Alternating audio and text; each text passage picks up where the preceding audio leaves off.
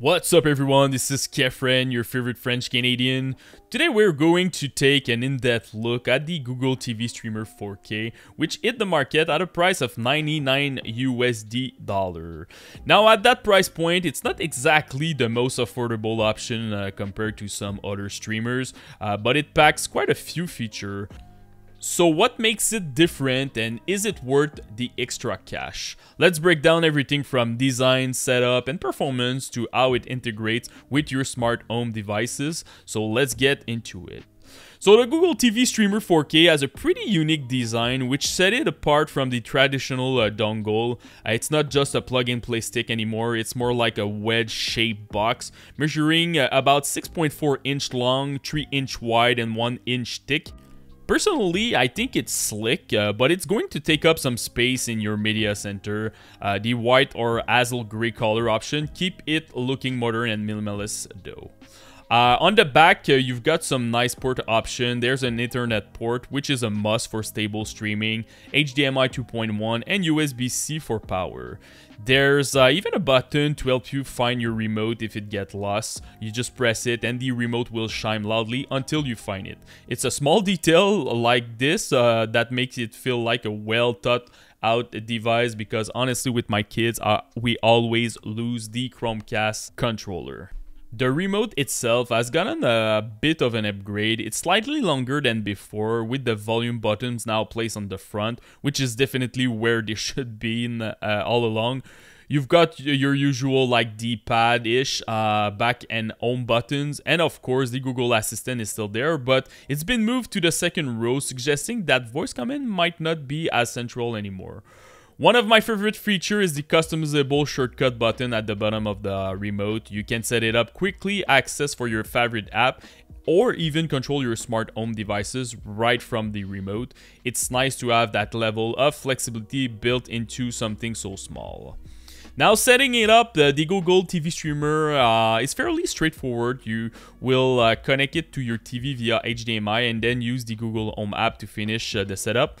One thing to keep in mind is that this isn't a dongle anymore, so you will have a visible HDMI cable running to your TV unless you have some clever cable management. And by the way, the cable is not in the box, so you need to have another one to plug your Google Streamer. The entire setup took me about like 15 minutes, and most of that time was spent waiting for the device to initialize and then resigning and downloading, updating all the apps and the software itself. A quicker way to transfer data from your old device will be nice, but that's probably not a priority for most people. In terms of performance, the Google TV Streamer holds up very well. It supports 4K HDR at 60 FPS with Dolby Vision, HDR10, and Dolby Atmos. Navigating through the interface felt very smooth and snappy, and while it's not night and days difference from the previous Chromecast with Google TV, the response time is snappy enough for everyday use. What's new is the more personalized recommendation. Google has introduced a For You tab that's curate content based on your viewing habits, and a sports section which highlight live and upcoming games. I found the navigation pretty intuitive, but as usual, I mostly end up just open my YouTube, Twitch, or Netflix to go to see the content that I want to see. The AI features are interesting. Google used the Gemini AI to summarize content and generate recommendation. It's a cool idea, but the summaries can sometimes be more confusing than helpful. For an example, the description that I got for the Band of Brothers show was a bit confusing, so I was reading it and I don't think it's on point right now, but probably they're gonna update and optimize their Gemini AI. One of the standout features here is the smart home control. If you're already invested in Google Home, this streamer becomes a powerful hub for managing your devices. You can view live security camera feed, dim your light, and adjust the thermostat all from the TV screen. It's great to have that level of integration without needing to issue a voice command every time. I tested it with my Nest thermostat and securities camera, and everything worked seamlessly. The live camera feed was nearly instantaneous with just a slight delay. You can manage your thermostat through the Google TV Streamer Smart Home Control panel, and now you can even adjust the thermostat temperature directly from the streamer, which add a nice touch of convenience.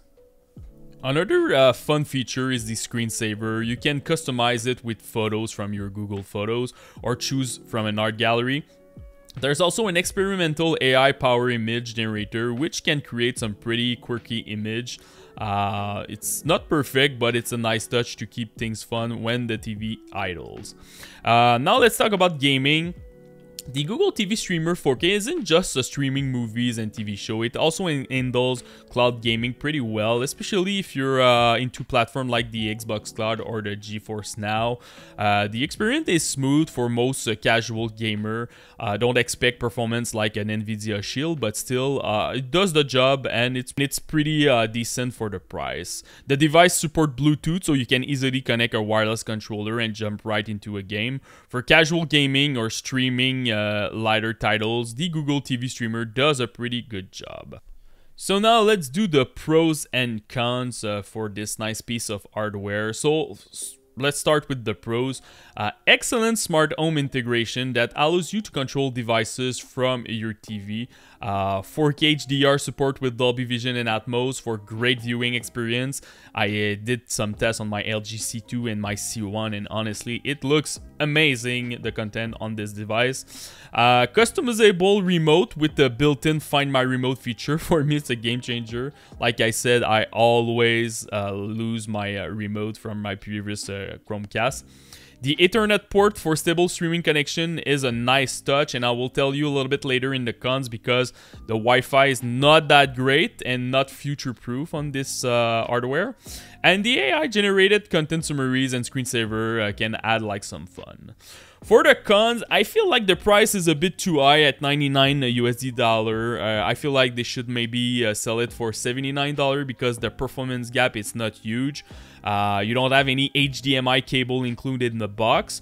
The performance, like I said, the bump over the previous generation isn't really massive. I feel like it's 15 to 20% max.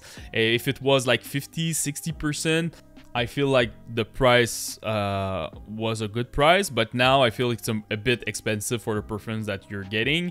And also, it doesn't support Wi-Fi 7, which might be limiting in the future. So my final thought, is the Google TV Streamer worth $99 USD? I think it depends on how integrated you are into the Google ecosystem. If you got a lot of Google smart home devices, this streamer make it super easy to control everything from your TV, and it's definitely an upgrade from the previous generation.